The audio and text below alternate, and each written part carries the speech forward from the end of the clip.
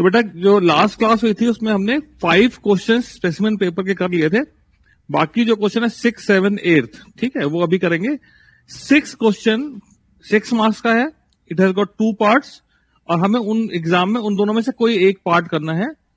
तो यहां एक क्वेश्चन क्या दिया है, there is a class Fibonacci Fibo which defines to generate a Fibonacci series 0, 1, 1, the series is given. Then the series is telling this also telling कि भाई what the series is, कि हर term last to term का सम होता है, that is also given. ये class हमें बनानी है, it is start and and is the member data. तो स्टार्ट बता रहा है कि स्टार्टिंग वैल्यू क्या हो और एंडिंग वैल्यू क्या हो, ठीक है। यानी सीरीज जो है, लेट्स से कि वो होता है स्टार्ट वैल्यू 1 है, एंड वैल्यू 100 है, तो जो नंबर डिस्प्ले होने चाहिए 1 से लेकर 100 के बीच में हो, ऐसा ये बता रहे हैं। तो यहां पे कंस्ट्रक्टर बनाया है जहां स्टार्ट और एंड को हम इनिशियलाइज करेंगे। रीड फंक्शन में हम स्टार्ट एंड की वैल्यू इनपुट लेंगे, ये फिब फंक्शन है, which is returning the nth term of the Fibonacci series using recursive technique, right. और फिर display function is displaying the Fibonacci series from the start to end by invoking the function fibo, ठीक है। तो ये function जो दिया है recursive, उसको यूज करके हमें इस डिस्प्ले फंक्शन में एक सीरीज जनरेट करनी है। मेन फंक्शन लिखना है, क्लास डिफाइन करनी है, ये सब कुछ पूरा पूरा जो भी इस प्रोग्राम को रन करने के लिए चीज चाहिए वो सारी चीजें इस प्रोग्राम में आपको करनी है, ठीक है। तो उसको करने से पहले हम लोग थोड़ा ये फिबो फंक्शन के बारे में बात कर लें, Fibonacci सीरीज काम कैसे करती है। ये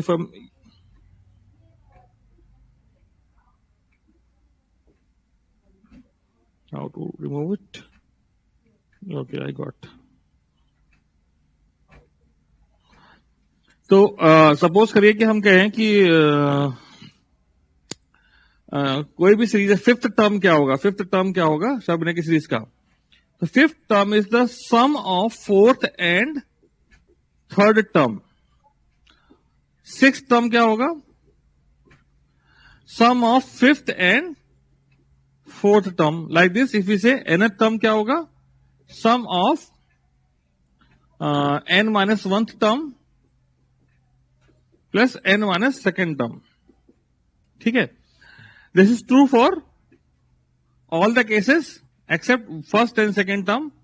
पहले सेकेंड टर्म कांस्टेंट होंगे क्योंकि पहले टर्म के कोई प्रीवियस 2 टर्म नहीं है, तो पहले टर्म की वैल्यू कांस्टेंट होगी, सेकेंड टर्म की वैल्यू कांस्टेंट होगी, बाकी जितने भी टर्म है उनकी वैल्यू प्रीवियस टर्म और उसके प्रीवियस टर्म। तो प्रीवियस टर्म जो है n-1 है और सेकेंड लास्ट टर्म है n-2, इनका सम निकालेंगे तो आपको मिल जाएगा nth term of the series. इसके बाद स्पेसिमेन पेपर नहीं है तो हम डिस्कस करने जा रहे हैं, तो आप इसका स्क्रीनशॉट ले लीजिए जिससे आपके सामने क्वेश्चन रहे, अदरवाइज बार बार हम रेफर करने के लिए पीछे तो करने ही वाले हैं। स्क्रीनशॉट ले लीजिए, क्वेश्चन आपके सामने रहेगा।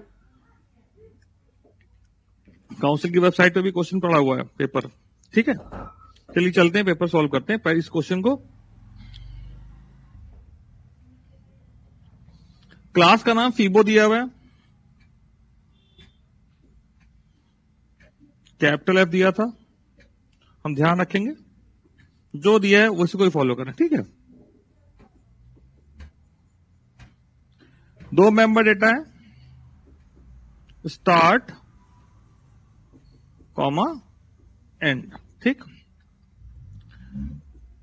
फीबो डिफॉल्ट कंस्ट्रक्टर है जो स्टार्ट की वैल्यू को कुछ कंस्ट्रक्टर में स्पेशली दिया नहीं है, डिफॉल्ट कंस्ट्रक्टर में तो यू कैन टेक 0 और अदरवाइज लॉजिक को शूट करते हुए कुछ चीज मिल रही है तो आप वो भी ले सकते हैं। नेक्स्ट फंक्शन है वॉइड रीड। यहां पे हमें इनपुट कराना है स्टार्ट और एंड की वैल्यू।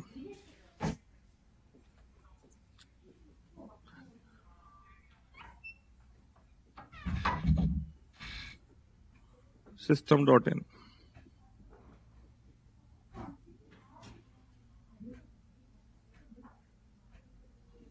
ठीक है। Give a proper message, enter start and and value,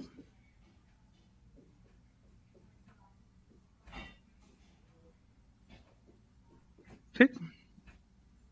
integer input करना है, नेक्स्ट INT लगाइए,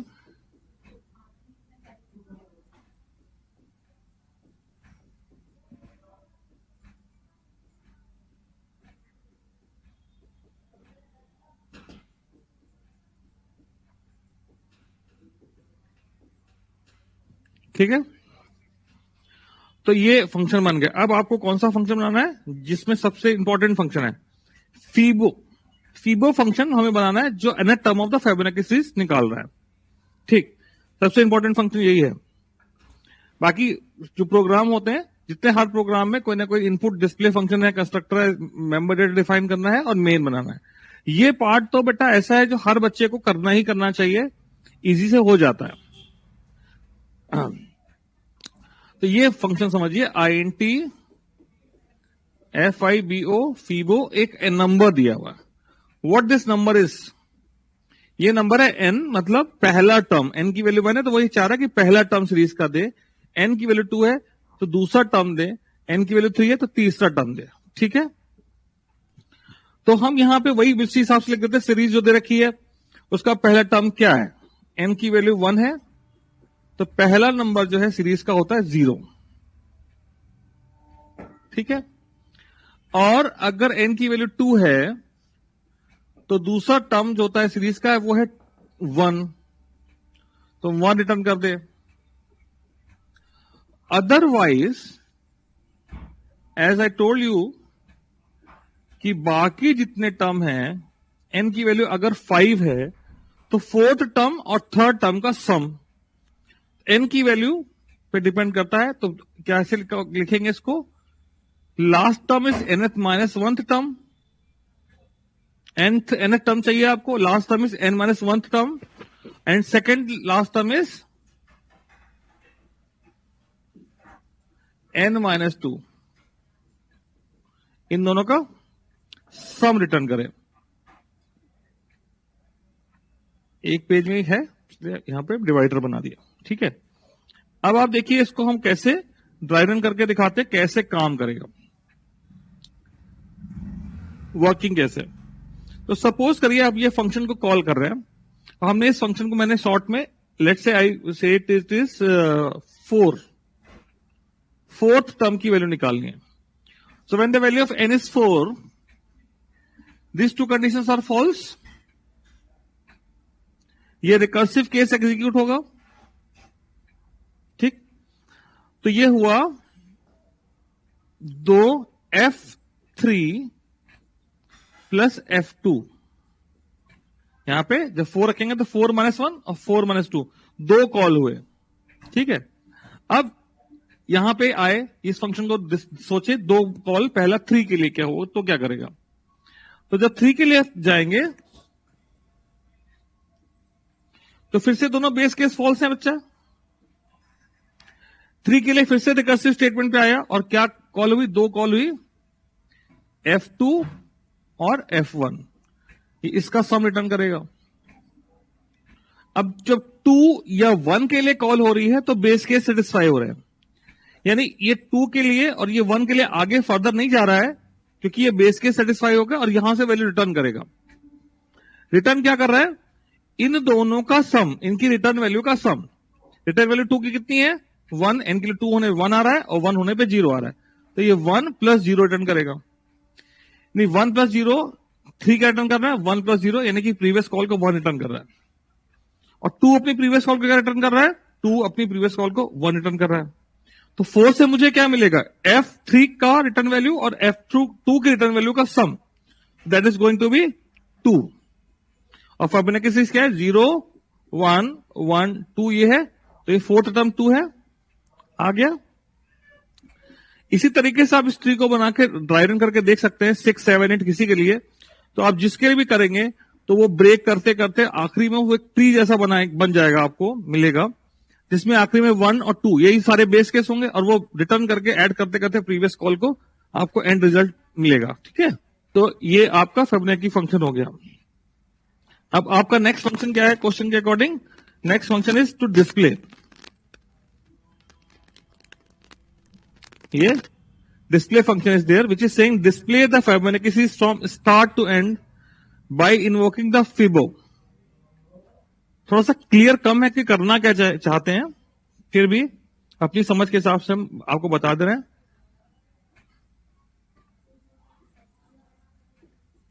डिस्प्ले फंक्शन बना रहे हैं, स्टार्ट वैल्यू से लेकर एंड तक के बीच के नंबर को आप डिस्प्ले करना चाहते हैं सीरीज के।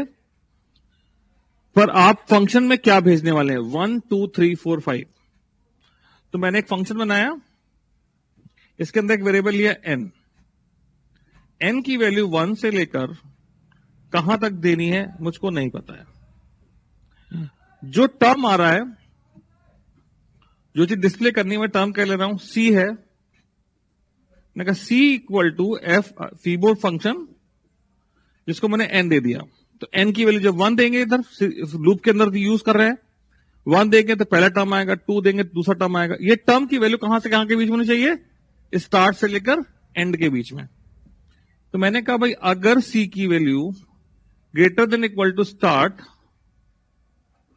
And less than equal to end है, तब तो ये बात सेटिस्फाई हो रही कि भाई सीरीज के टर्म इस स्टार्ट और एंड के बीच में होने चाहिए। तो भाई इनको कर दीजिए display system dot out dot print. अब आप एग्जाम में शॉर्ट में लिखेंगे c की value and bit of space. तो ये तो बात हो गई, पर एंड वाली बात तो है कि आप कहां तक जा सकते हैं, और आपका अभी n की वैल्यू बढ़ते बढ़ते एक ऐसे पॉइंट पे पहुंच गए जहां पे जो रिजल्ट आ रहे हैं वो एंड वैल्यू से बड़े आ रहे हैं। तो आपको क्या करना है, अगर ये c की वैल्यू एंड से बड़ी आ गई है तो आप यहां पे ब्रेक स्टेटमेंट लगा के बाहर आ सकते हैं। ठीक है, तो इस लूप में हमने कोई कंडीशन नहीं दे रखी है, तो यहां बाहर आने के लिए क्या दिया, ब्रेक। तो एंड जो भी है सीरीज की वैल्यू जनरेट हुई और एंड तक जाना है, एंड से जैसे आगे गए रुक जाएं। ठीक है, अभी last part of the question is to write the main function. Main function will be like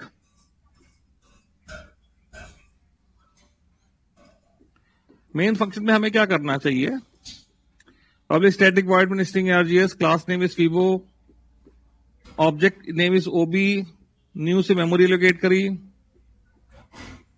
और ब्रैकेट में आपने क्या लिखा, कुछ नहीं, क्योंकि डिफॉल्ट कंस्ट्रक्टर है। डिफॉल्ट कंस्ट्रक्टर तो आपको कुछ नहीं लिखना है, पर क्वेश्चन में अगर कंस्ट्रक्टर दे रखा है क्लास में जिसमें कुछ पैरामीटर लिस्ट दे रखी है, then you will pass the value according to the parameter list of the constructor, right. Then first thing is input. तो इनपुट करने के फंक्शन का नाम क्या है, रीड। आपने अगला फंक्शन बना लिया, कॉल किया रीड, इनपुट प्रोसेस आउटपुट। तो प्रोसेस तो फिबो फंक्शन कर रहा है, पर आउटपुट में हम उस प्रोसेस को कॉल यूज कर रहे हैं, तो वो तो एक ही टर्म जनरेट कर रहा है, but display function is there which is doing both thing, generating the series and displaying. तो process and output can be done using display function.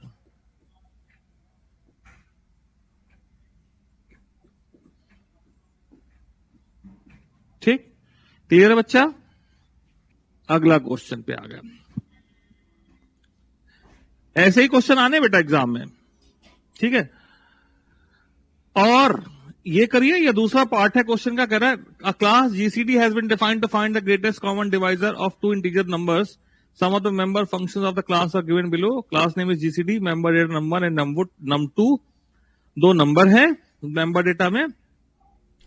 GCD is a default constructor, accept function is to input. Then this saying int GCD function, ये यहां पे कह रहा है recursive technique से आपको x और वाई का जीसीडी निकालना है। एक्स और वाई जो दो पैरामीटर दिए हैं, अब जिसके आपको जीसीडी निकालना वो आप उस फंक्शन को पास कर दीजिए। मेंबर डेटा num1 और num2 है, तो num1 और num2 का चाहिए, तो आप num1 num2 को पास कर दीजिए, वो एज ए एक्स वाई लेगा और उसका जीसीडी आपको निकाल के दे देगा। हम डिस्कस करेंगे कैसे निकालेंगे। GCD is HCF, right, greatest common divisor is HCF, right, यही होता है। तो कंस्ट्रक्टर बनाना है, सॉरी सारे फंक्शन जो भी है सारे ही बनाने के लिए बोला है, साथ में मेन फंक्शन बनाने के लिए बोला है, बना देंगे। जीसीडी निकालने के लिए दो दो तीन तीन तरीके हो सकते हैं, हम दो तरीके डिस्कस कर लेंगे, ठीक है। चलिए चलते हैं आगे प्रोग्राम की ओर। कैपिटल जी है num1 num2। कुछ पार्ट तो ऐसा जहां पर रिकर्सन से मतलब नहीं, किसी किसी बच्चे को रिकर्सन से डर लगता है, तो वो भी घबराने की जरूरत नहीं है। प्रोग्राम में बहुत कुछ है जहां पे आप नंबर फेच कर सकते हैं, ठीक है। तो घबराने की जरूरत नहीं है किसी को भी। ये कंस्ट्रक्टर बनाया, num1 को 0 लिखा, num2 को 0 दिया, ठीक है। तो ये जो इतना कंस्ट्रक्टर और मेंबर डेटा सही से डिफाइन कर दिया तो you will get few marks, मतलब few means at least one. Then the next function is to name is except to input the data. Void except input कराना num1 एंड num2 को scanner class का object बनाया.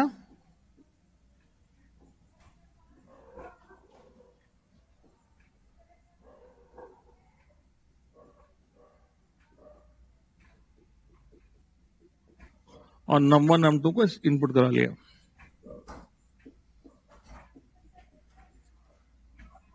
Enter two numbers.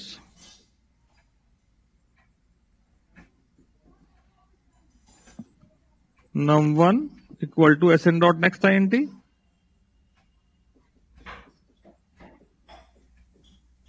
और num2 equal to sn dot next int.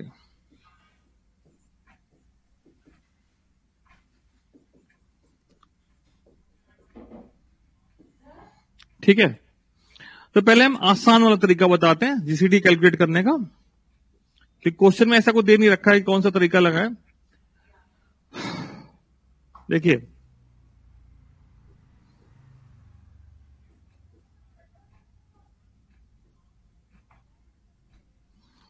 मैंने दो number लिए. Let's say I take 15 and 40.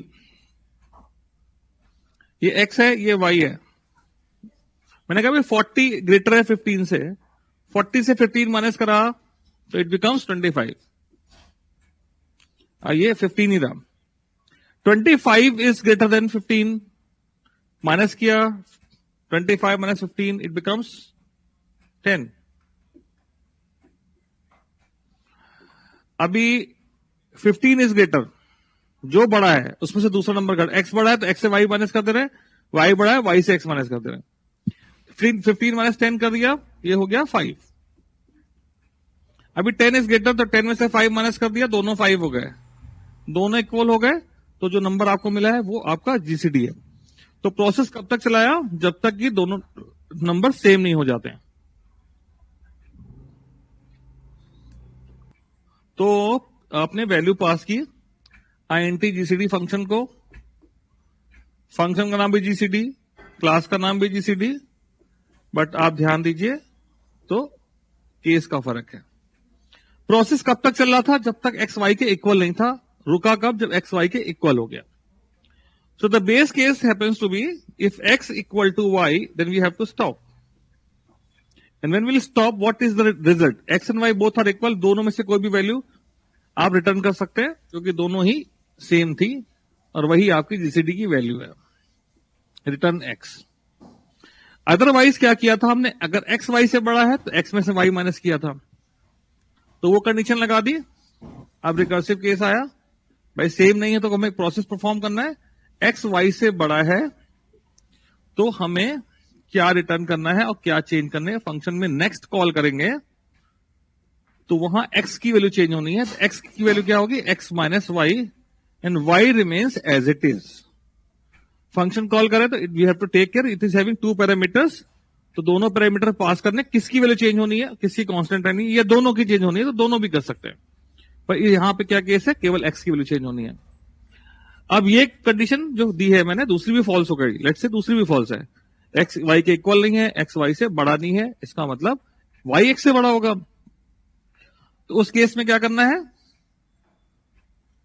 Return GCD, x remains as it is, y is changed.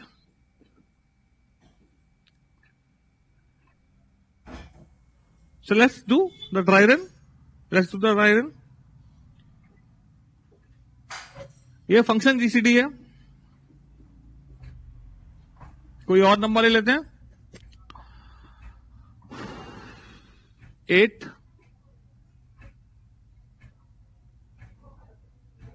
12 8 and 12 are equal. No, x की value 8 है, Y की value 12 है, greater है नहीं. तो ये वाली कंडीशन सेटिस्फाई हुई. Next call of the two the function, and here x remains 8, the next value is 12 minus 8, that is 4. This is 12 minus 8. Right. Now next for the next call 8 and 4 is taken into consideration. X y के equal नहीं है, अभी x Y से बड़ा है, ये 12 की जगह 4 हो गया. एक्स वाई से बड़ा है, तो नेक्स्ट कॉल में क्या हुआ, एक्स की value 8 minus 4 and y remains as it is. And for the next call, x and y both are 4, so it returns 4, which is the greatest common divisor of x and y.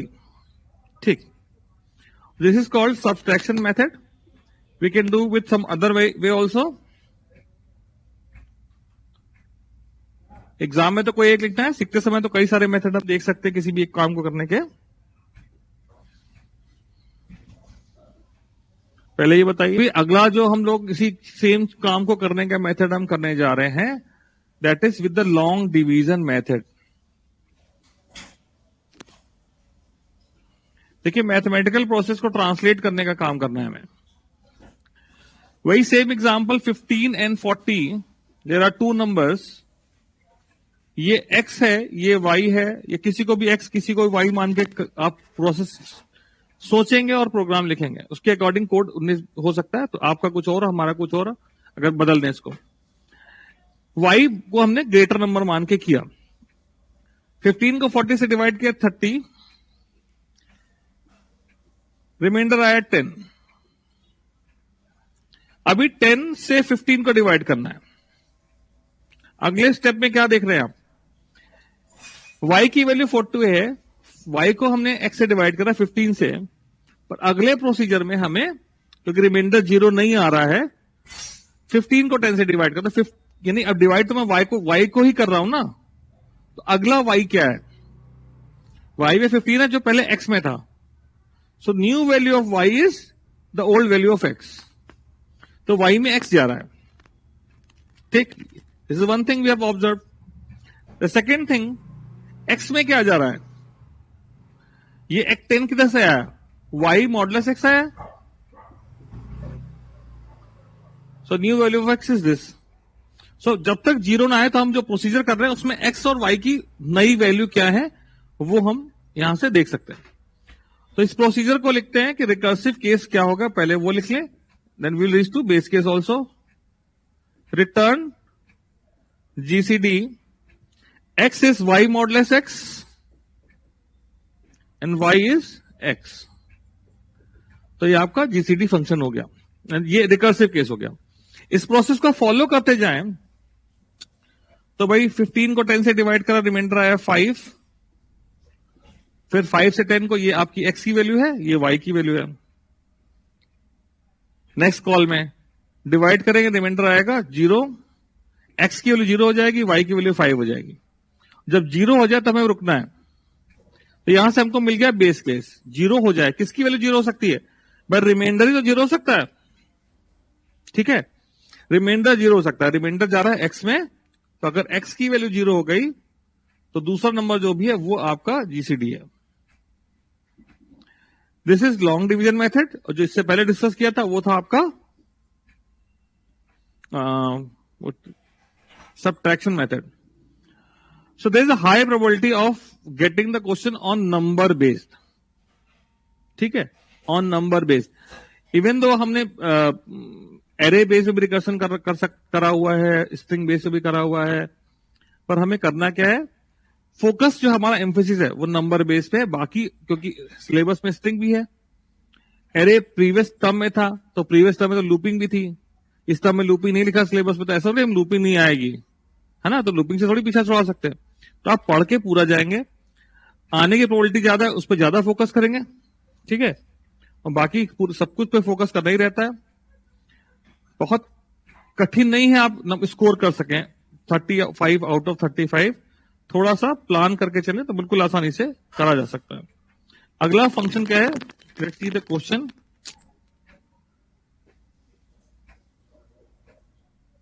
Display function displaying the result with an appropriate message. So how we can get the result? By calling this function GCD. We want the result of num1 and num2. xy तो parameter में receive कर रहे थे, actually निकालना किसका है, num1 और num2 का निकालना था. तो फंक्शन नाम फिर देख लें एक बार. Display void display. So let me take a integer value res result. Call this GCD function, then only this process will take place. दो नंबर है जिनको हमें निकालना है, num1 comma num2. So this is the important point where we are making call to recursive function. So always there is a special place जहां पे examiner को देख के नंबर देना है. सही से कॉल किया है. Is this call is appropriate according to the prototype of the function? Function दो वैल्यू ले रहा है, आप दो वैल्यू पास कर रहे हैं, वही वैल्यू पास कर रहे हैं जिसका आप रिजल्ट चाहते हैं. तो वो सारी बातें ध्यान रखनी रहती हैं. फिर यहाँ पे अप्रोप्रिएट मैसेज में आप मैसेज डिस्प्ले कर दीजिए, यानी कि the GCD of num1 and num2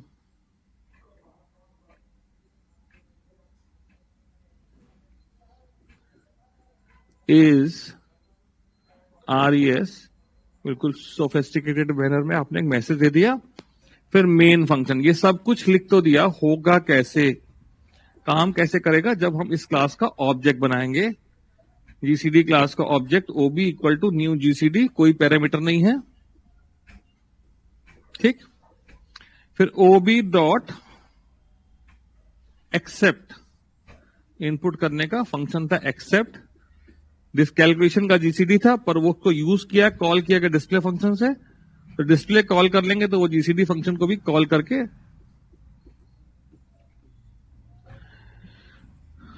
आपको रिजल्ट दे देगा. ठीक.